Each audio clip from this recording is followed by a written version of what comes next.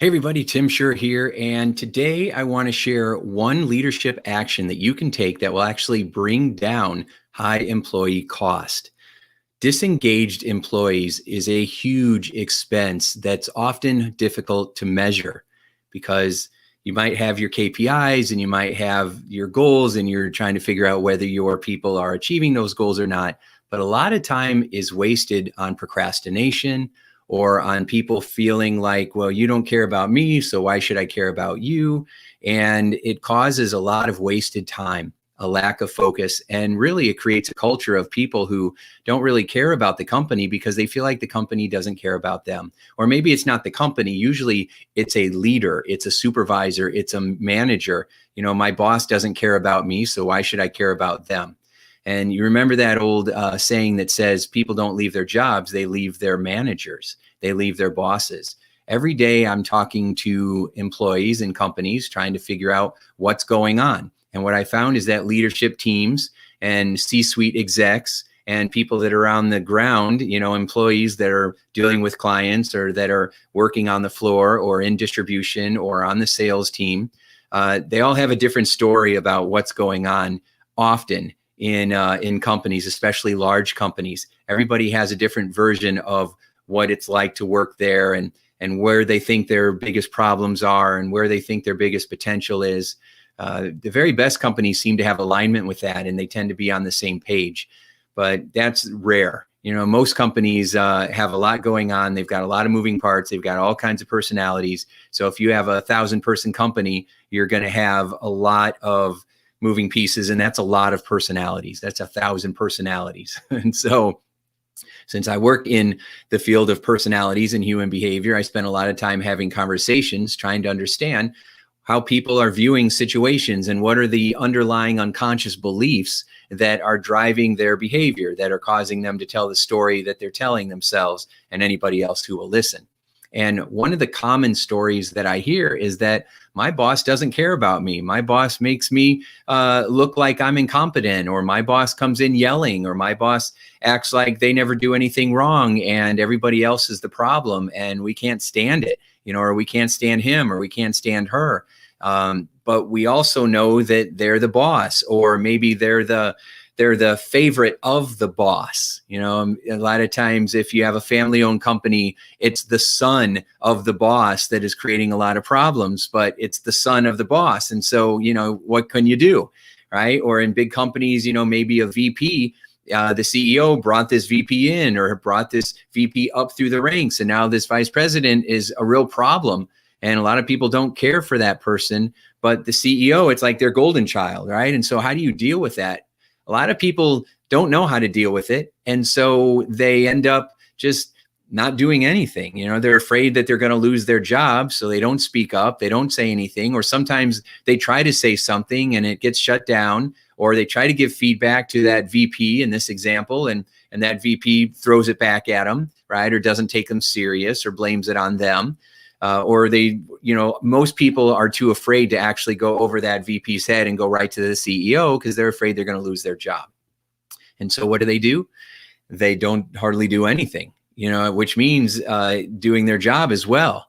So many employees want to add value. They want to get up and they want to work and they want to feel like what they're doing is making a difference. They want to feel significant. They want to work hard and grow and earn that paycheck. And they want to be acknowledged for the hard work that they do or for how they're adding value to the company. And a lot of people just don't get that validation. They just don't get that pat on the back. They're not their leaders aren't focusing on what they've done well. They're only focusing on what didn't go well or what didn't happen or what goals weren't accomplished. Sometimes people work really, really hard to hit a goal. I remember my dad would say that. He worked at a steel mill and he said we would bust our butts. We'd work doubles, every day of the week. And we would be we'd just kill ourselves trying to hit this level of productivity. And then we would finally deliver it at the last moment. And we'd hit that level of productivity. And you know what our reward was? And I'd be like, what? And he said the reward was they would say, good, now we expect 10% better next year.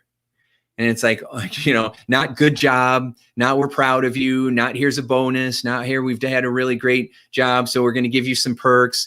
No, it was just almost like taken for granted. Like, well, you're just doing your job. You're supposed to do that. And now you need to do it 10% better after you just gave all your blood, sweat, and tears. And you know what people would do then? They'd be like, the hell with you. I'm not doing that. And when I'm supposed to be working in the middle of the night, I'm taking a nap. And I used to get up and work really hard. Now I'm taking my time. A lot of people that work by the hour, they take their time because killing themselves doesn't give them any more of a reward. They still get the same $7, $12, $15, $20, whatever it is. They get the same amount no matter what they do. And if they don't feel appreciated, there's no discretionary effort. There's no giving extra.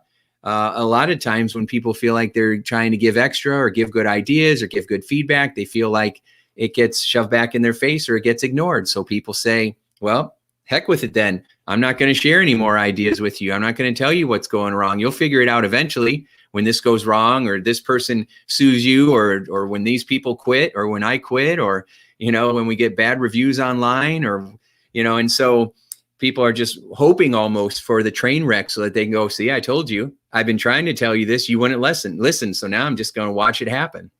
So what do you do in that situation if you're a leader? Well, the number one action that you can take is you want to focus on building trust with people. You want to focus on building trust.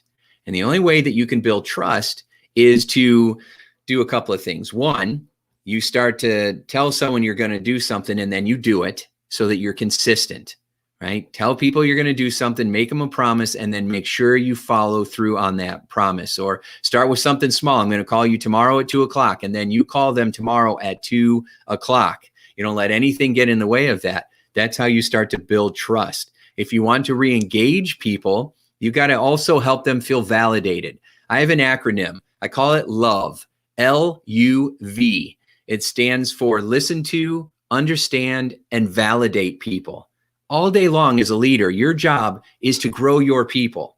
Your job is to help your people reach their goals.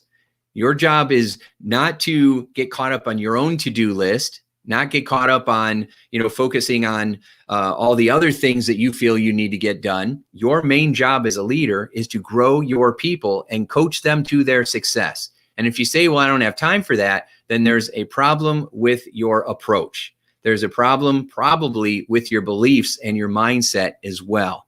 Most leaders tell themselves a story that is often false. I mean, people in general tell themselves a limiting story of how this won't work and this isn't possible, and we can't do this and we can't do that. And when you dig in a little bit, you realize, yeah, you can do that, you can do this, you're able to pull this off, but not with that mindset, or not with that attitude, or not by asking that set of questions, or not by trying to figure it out on your own. But you got to collaborate, or have a different viewpoint, or have a different belief about it, or have a different approach to it, and then you can find solutions. I mean, I'm in the business of helping people create breakthroughs. Almost everybody comes to me with a problem that they cannot solve, and we solve it, right? So when somebody says something's impossible, the same letters impossible makes up I'm possible, right? So I don't think anything's impossible. I think, how do we do it? How do we figure it out? We have option A or we have option B. Well, what about option C? Option C is usually the idea that nobody thought of, but it was always there. It was always possible. But people almost always start off with why it won't work or what they've tried.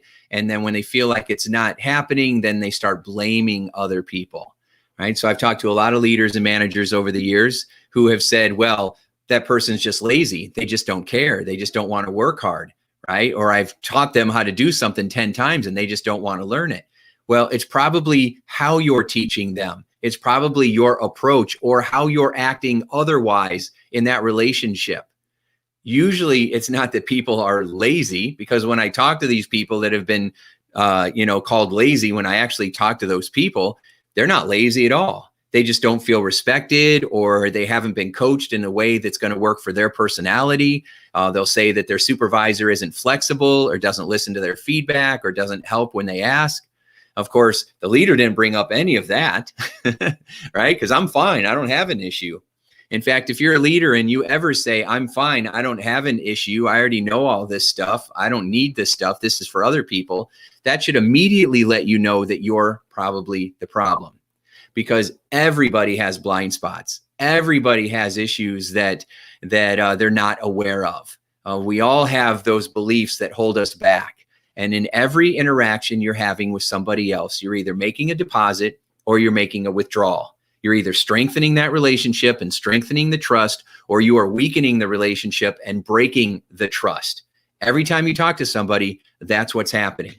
And so if we're not paying attention to that because we're just busy and we're going about our day and we're thinking about our stuff and we're trying to get our to-do list done and trying to hit our goals and trying to keep everybody happy, when we get into that single-minded mindset, then we're not looking up and saying, hey, how am I affecting other people? How is my energy?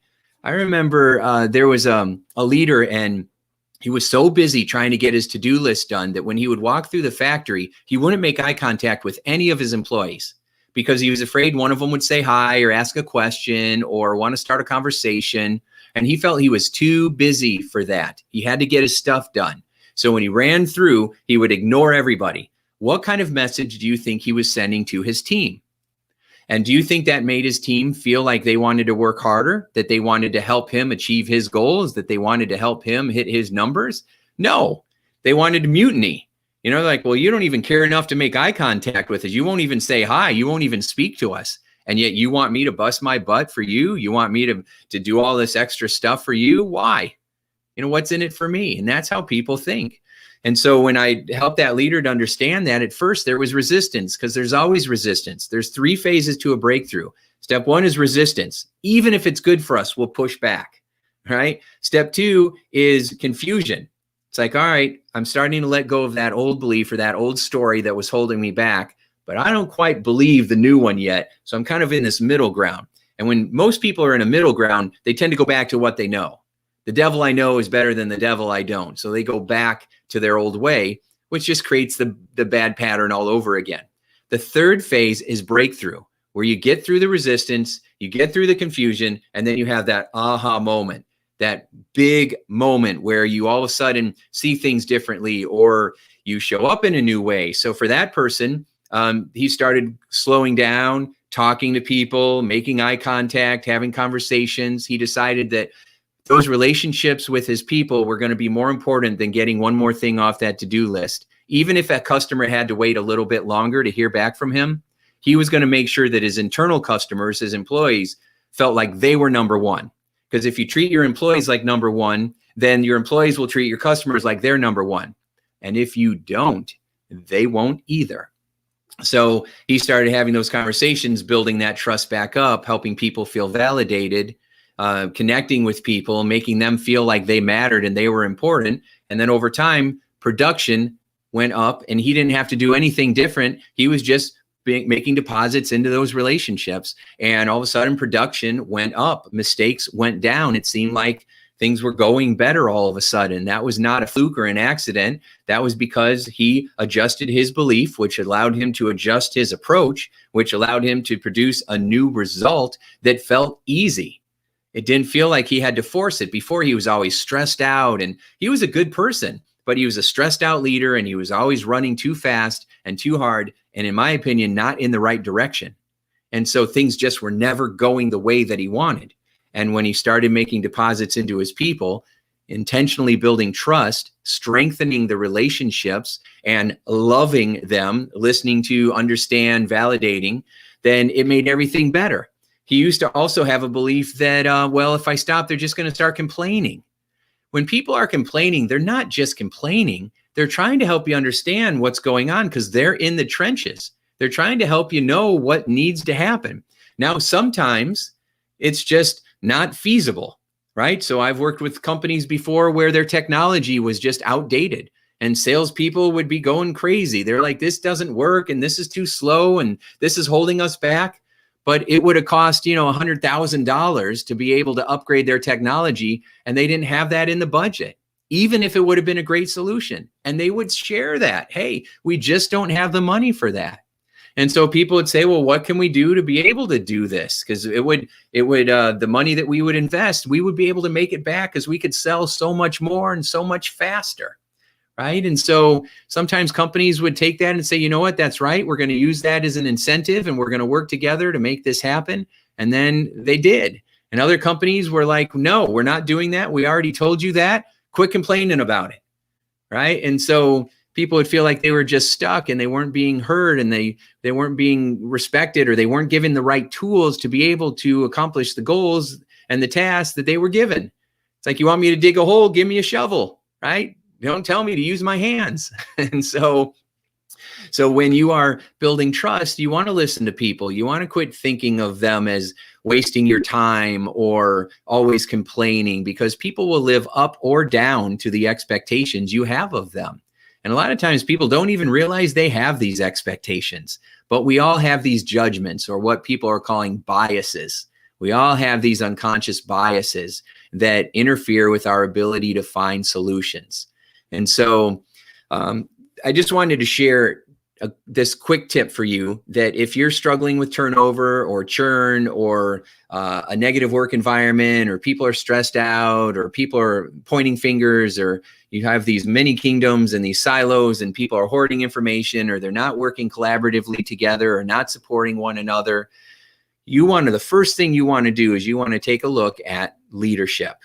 And how are people communicating with people? And you might, depending on where you're at, you might be a CEO, a president, a CFO, a VP, and you're not on the floor. You don't know what the supervisors are doing or what the managers are doing. They're telling you one story, but you're getting a different vibe from the people on the floor. Well, you don't listen to the story the manager's telling you, the supervisor's telling you. I mean, you listen to them, but you also talk to the people and figure out where's the disconnect.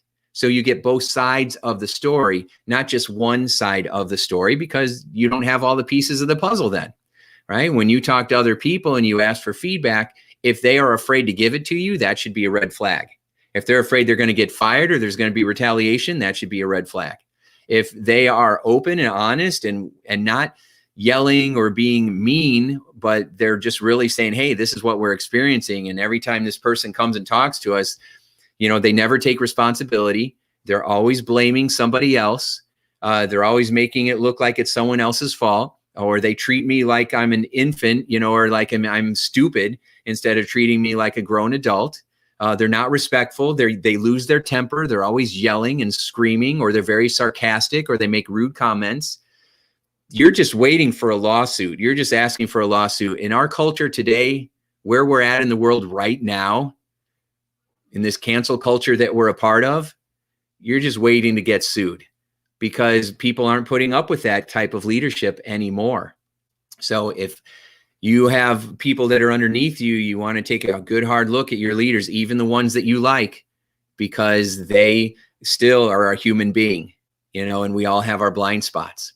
And if you are the leader and you're working with a team and you feel like they're not stepping up and they're making all these mistakes and they're not doing anything, and your language is always you or them, and it's not I, and you're not taking any responsibility in it, you're not owning anything from it, you've got your approach and you're not trying different approaches or asking for help or getting feedback from others, if you're not doing any of that, then you might take a look at you, and because you're probably causing a lot of the problems that you are complaining about. Now, nobody likes to hear that, especially if we've got a big ego, or we're very successful, or we're very driven, because we think that kind of attitude is what made us successful.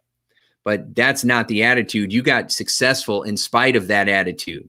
You might be very smart, very calculated, very driven. You have other positive qualities that allowed you to be successful in spite of how you treat others, right? In spite of your ego or how you might come across. So this is an opportunity for growth. I've worked with very successful presidents and CEOs of companies who are afraid to let go of their old model, their old driving approach, because that's my mojo. That's what made me successful. Yeah, but what got you here won't get you to the next level. What got you to 10 million won't get you to 50 million. What got you to 100 million won't get you to a billion. You've got to continue to grow and expand and update your approach. And then remember that people model their leaders. So if you do not like what you're seeing on the sales floor, you don't beat up on the people on the sales floor. You take a look at where you need to grow And that's what makes someone transformational. That's what mesmerizing leaders do. We're always taking a look at ourselves because we're not being threatened by it. We are always saying, hey, where's my blind spots? Where can I grow? How can I show up in a new way? And instead of always focusing on how I'm going to, how do I change somebody else? How do I get them to do what I want? So we want to make sure that the number one way that you really lower high employee costs is to increase engagement by building trust and loving people, listening to, understanding, and validating, going through your day, lifting people up instead of criticizing, yelling, or using sarcasm or embarrassment, right? Because that is a surefire way to have mutiny and to cause disengaged employees. So use these tools. If you have questions, if you're not sure, leave some comments or reach out to my office. And I'm always happy to have a conversation with you, because the best leaders are always wanting to learn and grow. And, we got a lot going on. So just pick up the phone and call, and let's have a conversation and figure out what we can do to improve productivity, to lower turnover, to increase leadership impact and influence, so that you can make sustainable growth something that is just a part of your culture. So thanks so much for listening and for watching this, and apply what you have learned, and we'll talk soon. Thanks.